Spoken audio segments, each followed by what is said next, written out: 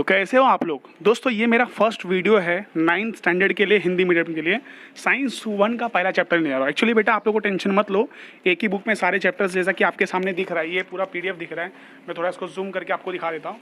जैसा कि देखिए बेटा, यहाँ पे लिखा आपको टोटल मिला के यहाँ पे 18 चैप्टर है, जिसमें पहला चैप्टर है गति के नियम और बाकी बहुत सारे चैप्टर्स है। बट मैं स्टार्ट करने वाला पहला चैप्टर बेसिक तरीके से चालू करने वाला हूँ और थोड़ा स्लो स्लो बोलूँगा बेटा, ठीक है। अच्छा, सबसे पहला जो चैप्टर है मेरा बेटा, उसका नाम है गति के नियम। सबसे पहला तो आपके दिमाग में आना चाहिए कि सर ये गति माने होता क्या है। अभी लॉकडाउन चल रहा है इसलिए मुझे ऐसे पढ़ाना पड़ रहा है। और हाँ, जितने भी लोग हो सके बेटा, आपके जो भी फ्रेंड्स वगैरह हो जो अपने क्लासेस में हो या ना हो, उनको आप ये वीडियो शेयर कर सकते हो, उनको भेज सकते हो। और जो भी अपने मतलब ये वीडियोज़ का मतलब देखना चाहेंगे या ऑनलाइन लेक्चर्स अटेंड करना चाहेंगे, आप उनको मेरा नंबर दे दीजिए बेटा। उनको बोलिए कि अपने नाम के साथ मुझे मैसेज करें, फिर उनको मैं अपने ग्रुप में ऐड कर लूँगा, ठीक है। तो चलो जाओ वीडियो स्टार्ट करते हैं बच्चा। तो पहले चैप्टर का नाम क्या है बेटा, गति के नियम, ठीक है। अच्छा, सबसे पहले तो आपको पता चलना चाहिए कि गति के नियम मतलब होता क्या है। गति मतलब क्या होता है, पता है किसी को? नहीं पता? अच्छा ठीक है, मैं बताता हूँ। गति माने होता है बेटा हलचल। याद रखना, एक ही वर्ड में याद रखना मेरा बच्चा।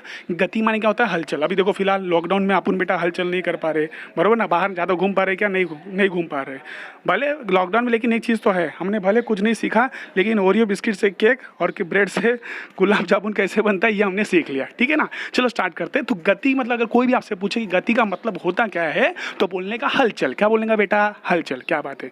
अच्छा, गति बेटा कितने प्रकार के होते हैं? तो बेटा गति बोल देना, गति 2 प्रकार का होता है। एक होता है दृश्य गति, एक होता है अदृश्य गति। समझा क्या?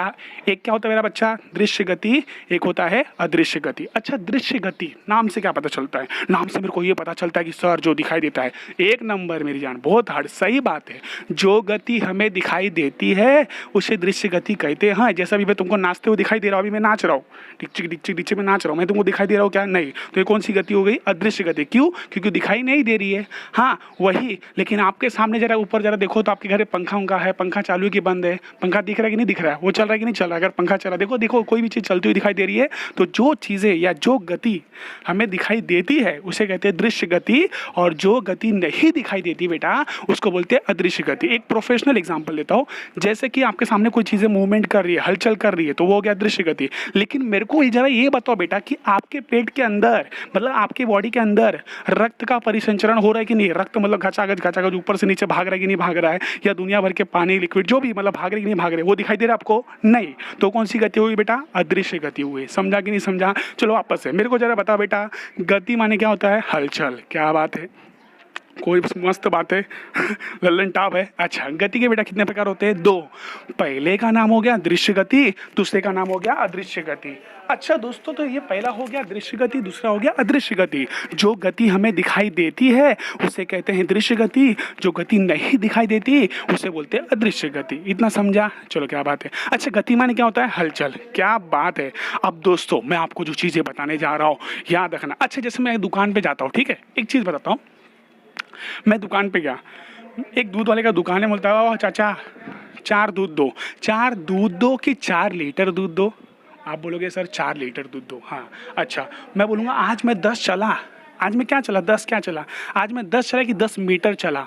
बोलोगे सर 10 मीटर चला। हाँ, तो याद रखना, जो भी हम ये सब बोलते हैं मीटर, लीटर, किलोग्राम, सेंटीमीटर, जो भी होता है बेटा, जो चीज़ें हम लगाते हैं आगे, याद रखना दोस्तों, उसे हम कहते हैं इकाई। इंग्लिश में बोलते हैं यूनिट। याद रखना, समझा? Metre, litre, centimetre, kilogram, millimetre, जो भी है, जो भी चीज़ें, किसी चीज़ से जिसके ज़्यादा स्पेसिफिकेशन मिलता है, जिसके बारे में ज़्यादा जानकारी प्राप्त होती है बेटा, मतलब इस चीज़ की बात करें तो उसको हम लोग कहते हैं बेटा इकाई, और इसको बोलते हैं इकाई की प्रणाली। जैसे मीटर, लीटर, किलोग्राम, ये सब क्या है बेटा? ये सब उनकी इकाई है। समझा? आप बोलोगे सर ये इकाई क्या होता है? तो याद रखना दोस्तों, इकाई की 2 प्रणाली होती है। इकाई कितनी प्रणाली होती है? 2। तो याद रखना, इकाई की कितनी प्रणाली होती है? 2 प्रणाली होती है।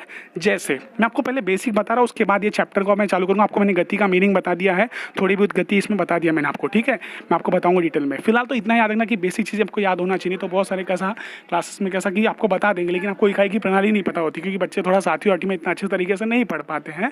तो याद रखना। चलो बेटा, तो सुनो, इकाई की 2 प्रणाली होती है, ठीक है। बोलो, माँ की सिस्टम, चाची जी की सिस्टम, मेरी सिस्टम है। मतलब क्या? माँ के सिस्टम MKS, चाची जी के सिस्टम CGS, मेरी सिस्टम है SI। अब MKS मतलब याद रखना, फिलहाल इतना याद रखो बेटा कि इकाई की दो प्रणाली होती है। कितनी प्रणाली होती है फिलहाल बेटा आप लोग के बेसिक हिसाब से? दो। एक होता है MKS, दूसरा होता है CGS। समझा? इकाई की कितनी प्रणाली होती है? दो, MKS और दूसरा होता है CGS।